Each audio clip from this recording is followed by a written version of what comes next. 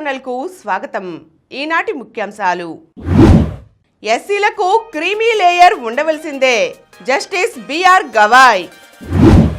మీ భూమిలో అడంగల్ మాయా. ఐబొమ్మ క్లోజ్. మార్చిలోపు మరో 7 ప్రయోగాలు. ఇస్రో. బీహార్ సీఎం నితీశేనా? పరీక్షకు ముందు చాక్లెట్. ఈరోజు వార్తలను చూద్దాం. ఎస్సీలకు క్రీమీ లేయర్ ఉండవలసిందే. షెడ్యూల్డ్ కులాల్లోని కొందరికి ఇప్పటికీ రిజర్వేషన్ ప్రయోజనాలు దక్కని పరిస్థితులు ఉన్నాయని, ఇలాంటి వారికి ప్రయోజనం చేకూర్చేందుకు వీలుగా ఉపవర్గీకరణ బాధ్యతను రాష్ట్ర ప్రభుత్వాలకే అప్పగిస్తూ తీర్పు ఇచ్చానని సుప్రీంకోర్టు ప్రధాన న్యాయమూర్తి జస్టిస్ బిఆర్ గవాయ్ గుర్తు చేశారు. అందులో ఎస్సీలకు క్రీమీ లేయర్ వర్తింపచేయాలని చెప్పిన తన్ను తీవ్రంగా విమర్శించారని, అయినప్పటికీ ఆ తీర్పును ఇప్పటికీ సమర్థించుకుంటున్నానని స్పష్టం చేశారు. హైదరాబాద్, బెంగళూరు వంటి పెద్ద నగరాల్లో విద్యను అభ్యసించే ఐఏఎస్ కుమారుడు, గ్రామంలో ఉండే పేద వ్యవసాయ కూలీ బిడ్డ ఇద్దరూ ఎస్సీ కులాలకు చెందినవారే అయినప్పటికీ ఇద్దరిని సమానంగా చూడలేమన్నారు. అలా చూడడం సమాన అవకాశాలను నిరాకరించడమేనని సిజేఐ తేల్చి చెప్పారు. మన రాజ్యాంగం అమల్లోకి వచ్చి 75 ఏళ్లు పూర్తయిన సందర్భంగా ఏపీ హైకోర్టు న్యాయవాదుల సంఘం ఆదివారం ఏపీలోని మంగళగిరిలో సీకే కన్వెన్షన్లో నిర్వహించిన ప్రత్యేక కార్యక్రమానికి సిజేఐ ముఖ్య అతిథిగా విచ్చేశారు. ఆయన హైకోర్టు ప్రధాన న్యాయమూర్తి ధీరజ్ సింగ్ ఠాకూర్, ముఖ్యమంత్రి Chandrababu, advocate general Dammalapati Srinivas, high court న్యాయవాదుల సంఘం అధ్యక్షుడు కె చిదంబరం జ్యోతి ప్రజ్వలన చేసి కార్యక్రమాన్ని ప్రారంభించారు. ఈ సందర్భంగా justice Gavai India and the living Indian constitution at 75 years అనే అంశంపై ప్రసంగించారు. ఈ దేశంలోని చివరి పౌరుడి వరకు న్యాయం అందాలని, ఇది న్యాయ వ్యవస్థ బాధ్యత అని స్పష్టం చేశారు. ప్రాథమిక హక్కుల పరిరక్షణలో కోర్టుల పాత్ర కీలకమని, హక్కుల ఉల్లంఘన జరిగితే కోర్టులను ఆశ్రయించే హక్కు రాజ్యాంగం కల్పించిందని అన్నారు. మహారాష్ట్రలోని మారుమూల ప్రాంతమైన అమరావతి నుంచి వచ్చి న్యాయ వ్యవస్థలో అత్యున్నత స్థానాన్ని చేపట్టానంటే అందుకు భారత రాజ్యాంగమే కారణమని అన్నారు. వచ్చే మార్చి కల్లా మరో 7 ప్రయోగాలు. ఈ ఆర్థిక సంవత్సరం ముగిసే మార్చి వరకు ఇస్రో మరో 7 ప్రయోగాలు చేపట్టనుందని సంస్థ చైర్మన్ నారాయణన్ తెలియజేశారు. 2027లో చేపట్టనున్న మానవరహిత అంతరిక్ష యాత్రకు గగన్యాన్కు ఏర్పాట్లు చేసుకుంటూనే ఈ ప్రయోగాలు చేపట్టేందుకు ప్లాన్ చేస్తున్నట్లు వివరించారు. పీటీఐ వార్తా సంస్థకు ఇచ్చిన ఇంటర్వ్యూలో ఇస్రో ముందున్న లక్ష్యాలను ఆయన వివరించారు. 2026 మార్చిలోగా 7 ప్రయోగాలు చేపట్టనున్నామని, వాటిలో ఒక వాణిజ్య కమ్యూనికేషన్ ఉపగ్రహ ప్రయోగంతో పాటు పిఎస్ఎల్వి, జిఎస్ఎల్వి మిషన్లు కూడా ఉన్నాయని తెలిపారు. పూర్తిగా భారతీయ సంస్థలే తయారు చేసిన పిఎస్ఎల్వి రాకెట్ ప్రయోగం వీటిలో ఒక మైలురాయిగా నిలుస్తుందన్నారు. చంద్రునిపై దిగడమే కాకుండా అక్కడి నుంచి కొన్ని నమూనాలను తీసుకువచ్చే లక్ష్యంతో చేపట్టనున్న చంద్రయాన్ 4 మిషన్కు కేంద్ర ప్రభుత్వం ఇప్పటికే ఆమోదం తెలిపిందన్నారు. ఈ ప్రయోగాన్ని 2028లో చేపడతామని అన్నారు. ఇక చంద్రుని దక్షిణ ధ్రువంలో నీటి మంచును అధ్యయనం చేయడం కోసం జపాన్ ఏరోస్పేస్ ఎక్స్ప్లోరర్ ఏజెన్సీతో కలిసి సంయుక్తంగా చేపట్టనున్న లూపెక్స్ మిషన్ కూడా తమ ప్రణాళికలో ఉందని అన్నారు. ఐబొమ్మ క్లోజ్. ఐబొమ్మ బప్పన్ టీవీల్లో పైరసీ సినిమాల ఆట ముగిసింది. మా దగ్గర కోట్ల మంది డేటా ఉంది. మా మీద ఫోకస్ చేయకండి, మమ్మల్ని ఆపలేరు, వెతకలేరు అంటూ గతంలో తమకు సవాల్ విసిరిన ఐబొమ్మ నిర్వాహకుడు ఇమ్మడి రవితోనే పోలీసులు ఆ వెబ్సైట్లను మూసివేయించారు. ఇమ్మడి రవిని శనివారం అరెస్ట్ చేసిన సైబర్ క్రైమ్ పోలీసులు అతడి వద్ద నుంచి వెబ్ లాగిన్లు, సర్వర్ వివరాలు తీసుకుని అతనితోనే ఆయా సైట్లను మూసివేయించారు. పోలీసులు సాధించిన ఈ విజయంపై సినీ పరిశ్రమ నుంచి ప్రశంసలు వెల్లువెత్తుతున్నాయి. ఐబొమ్మ నిర్వాహకుడు ఇమ్మడి రవి అరెస్ట్ దేశవ్యాప్తంగా సంచలనం సృష్టించిన సంగతి తెలిసిందే. తెలంగాణ సైబర్ క్రైమ్ పోలీసులు ఇమ్మడి రవిని శనివారం అరెస్ట్ చేసి న్యాయస్థానంలో హాజరుపరచగా కోర్టు అతడికి రిమాండ్ విధించింది. అయితే కేసు దర్యాప్తులో భాగంగా రవిని మరింత లోతుగా విచారించేందుకు 7 రోజుల కస్టడీ కోరుతూ పోలీసులు పిటిషన్ దాఖలు చేశారు. రవిని అదుపులోకి తీసుకుని లోతుగా విచారిస్తే ఈ పైరసీ వ్యవహారం వెనుక ఇంకెవరు ఉన్నారో తెలుస్తుందని పోలీసులు భావిస్తున్నారు. కాగా రవిపై నమోదైన తీవ్ర నేరం దృష్ట్యా అతనికి ఇప్పట్లో బెయిల్ వచ్చే అవకాశం లేదని తెలుస్తోంది. మీ భూమిలో అడంగల్ మాయా. జగన్ సర్కారు రెవెన్యూ వ్యవస్థను భ్రష్టు పట్టించింది. రీసర్వే టైటిల్ చట్టం పేరుతో భూములు మాయం చేసింది. పారదర్శకతను పాతర వేసింది. మేం అధికారంలోకి రాగానే రెవెన్యూలో పారదర్శకత తీసుకొస్తాం, రికార్డులను ప్రజలకు అందుబాటులో ఉంచుతాం. 2024 మార్చిలో ప్రతిపక్ష నేత హోదాలో చంద్రబాబు ప్రజలకు ఇచ్చిన హామీ ఇది. కూటమి సర్కార్ అధికారంలోకి వచ్చిన తరువాత శ్వేతపత్రాల విడుదల సమయంలోనూ ఆ తరువాత కలెక్టర్ల సమావేశంలోనూ సీఎం ఇదే మాట అన్నారు.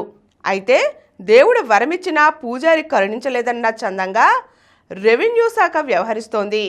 భూముల విషయంలో పారదర్శకత తీసుకువస్తామన్న ప్రభుత్వ హామీలను ఆచరణలోకి తీసుకురావాల్సిన రెవెన్యూ శాఖ ఇంకా జగన్ సర్కార్ నాటి భ్రష్టు సంస్కృతితోనే కొనసాగిస్తోంది. గ్రామ భూముల రికార్డులకు సంబంధించిన అడంగల్ను అందుబాటులో లేకుండా సాఫ్ట్వేర్తో బ్లాక్ చేసింది. ఇదేదో ఇప్పుడు చేసింది కాదు. జగన్ జమానాలో 2023 నుంచే బ్లాక్ చేస్తున్నారు. ఇప్పటికీ ఇదే కొనసాగిస్తున్నారు. దీంతో గ్రామంలో ప్రభుత్వ అసైన్డ్ షరతుగల పట్టా, చుక్కల భూములు, ఇనాం భూములు, గ్రామ కంఠాల పరిస్థితి ఏమిటో సగటు పౌరుడు తెలుసుకోవాల్సిన అవసరం లేదని రెవెన్యూ శాఖ భావిస్తున్నట్లుంది.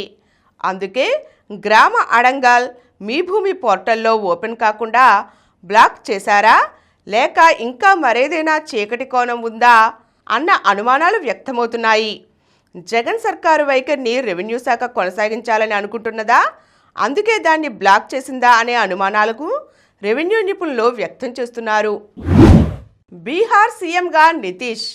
బీహార్ ముఖ్యమంత్రిగా నితీష్ కుమారే కొనసాగుతారా, మరోసారి ఆయనే సీఎంగా బాధ్యతలు చేపడతారా అంటే సంబంధిత వర్గాలు అవుననే అంటున్నాయి. ఈ నెల 19 లేదా 20న బీహార్లో కొత్త ప్రభుత్వం కొలువుదీరనుందని చెబుతున్నాయి. కేంద్ర హోంమంత్రి అమిత్ షాతో జరిగిన సమావేశంలో బీహార్ మంత్రివర్గ ఫార్ములాను ఖరారు చేసినట్లు సమాచారం. నితీష్నే సీఎంగా కొనసాగించాలని ఆ భేటీలో నిర్ణయించినట్లు తెలుస్తోంది. మంత్రివర్గంలో సింహభాగం పదవులు బీజేపీకే దక్కనున్నట్లు తెలుస్తోంది.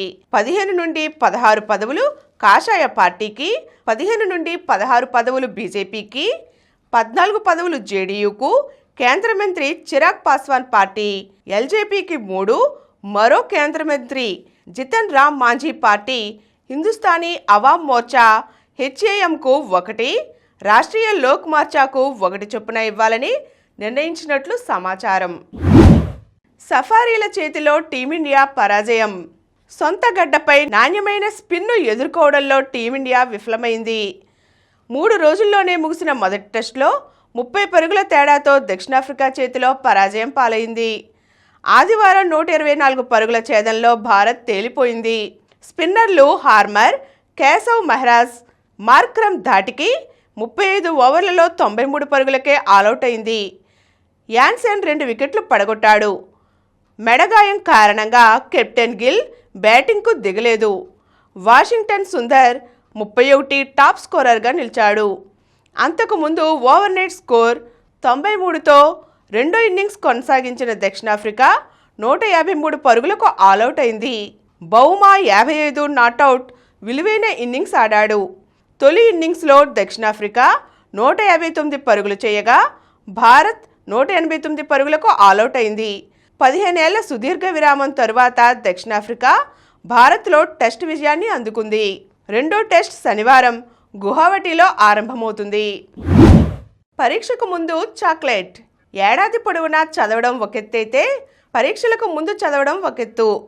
మరి ఆ చదివిందంతా గుర్తు పెట్టుకుని పరీక్షల్లో రాయగలరా అంటే చాలామంది గుర్తు పెట్టుకోలేరు, మర్చిపోతారు. అలా కాకుండా మామూలుగా కంటే 30% అధికంగా గుర్తుపెట్టుకునే చిట్కా ఒకటి ఉందని చెబుతున్నారు నిపుణులు. అదేమిటంటే పరీక్షలు రాయడానికి 1 గంట ముందు ఓ చిన్న డార్క్ చాక్లెట్ తిని చూడమంటున్నారు. అలా చేస్తే మెదడు పాదరసంలా పనిచేస్తుందట. మామూలుగా కంటే చదివిన దాన్ని 30% అధికంగా గుర్తుపెట్టుకోవచ్చట. డార్క్ చాక్లెట్లోని ఫ్లేవనాల్స్ మనం చాక్లెట్లు తిన్న గంట అరగంటలోపే మెదడులోని జ్ఞాపక శక్తికి కారణమయ్యే హిప్పో క్యాంపస్ని, మనల్ని అప్రమత్తంగా ఉంచే ప్రాంతాన్ని ప్రభావితం చేసి నోరాడ్రినలిన్ అనే రసాయనాన్ని విడుదల చేస్తాయట. కొంతమందికి చదివిన విషయం గుర్తుంటుంది కానీ దానిలోని పేర్లు గుర్తుకు రావు. అలాంటి వారికి ఈ నోరాడ్రినలిన్ రసాయనం ఒక వరంలా పనిచేస్తుందట. గంట పాటు మన జ్ఞాపక శక్తిని అమోఘంగా పెంచుతుందట. ఇది ఒక తాత్కాలిక ప్రయోజనమే అయినా డార్క్ చాక్లెట్ తిన్న తరువాత కలిగే ఈ ప్రయోజనాలు ఎంతో ఉపయోగకరంగా ఉంటాయట. అలాగే డార్క్ చాక్లెట్ తరచూ తినడం వల్ల ఏర్పడే శాశ్వత ప్రయోజనాలు ఎక్కువేనంటున్నారు నిపుణులు. వీటిలోని యాంటీ ఆక్సిడెంట్లు జీవక్రియల్ని చక్కగా మెరుగుపరుస్తాయి. ఇప్పుడు కొన్ని సంక్షిప్త వార్తలు చూద్దాం. అమెరికాలో అర్చకత్వం అద్భుతః, పూజారులకు మంచి డిమాండ్, ఐటీ ఉద్యోగులకు మించి రాబడి, నిష్ఠగా వ్యవహరించే వారికి పెద్దపీట. ఢిల్లీ పేలుళ్ల కేసులో వైట్ కాలర్ ఉగ్రవాదంపై పోలీసుల దృష్టి, ఆచూకీ లేకుండా పోయిన 15 మంది డాక్టర్లు, మరో 200 మంది పైన దర్యాప్తు సంస్థల నిఘా, ప్రియాంక శర్మ అనే వైద్యురాలి అరెస్టు, విడుదల.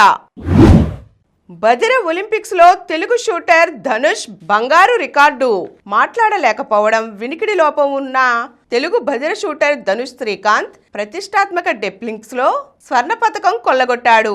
అది కూడా ప్రపంచ రికార్డ్ ప్రదర్శనతో ఛాంపియన్ గా నిలవడం విశేషం. హరికృష్ణ ఓటమి, ఫిడే చెస్ వరల్డ్ కప్ లో తెలుగు గ్రాండ్ మాస్టర్ పెంటేల హరికృష్ణ పోరాటం ముగిసింది. ఆదివారం జరిగిన pre quarters tie break rapid లో 2 గేమ్లను ఆయన డ్రా చేసుకున్నారు. ఆ తరువాత జరిగిన ర్యాపిడ్ 10 నిమిషాల గేమ్లో ఓడి వరల్డ్ కప్ నుంచి నిష్క్రమించారు. మరిన్ని వార్తా విశేషాలతో రేపటి సమరం న్యూస్లో తిరిగి కలుద్దాం. ప్రతిరోజు వార్తా విశేషాల కోసం అనతి కాలంలోనే 20 కోట్లకు పైగా వ్యూస్ సాధించిన సమరం ఛానల్ సమర్పించు సమరం న్యూస్ ఛానల్కు సబ్స్క్రైబ్ చేయండి, లైక్ చేయండి, మీ ఫ్రెండ్స్కి షేర్ చేయండి. అలాగే ప్రక్కనున్న గంట సింబల్ని ప్రెస్ చేయడం మర్చిపోకండి.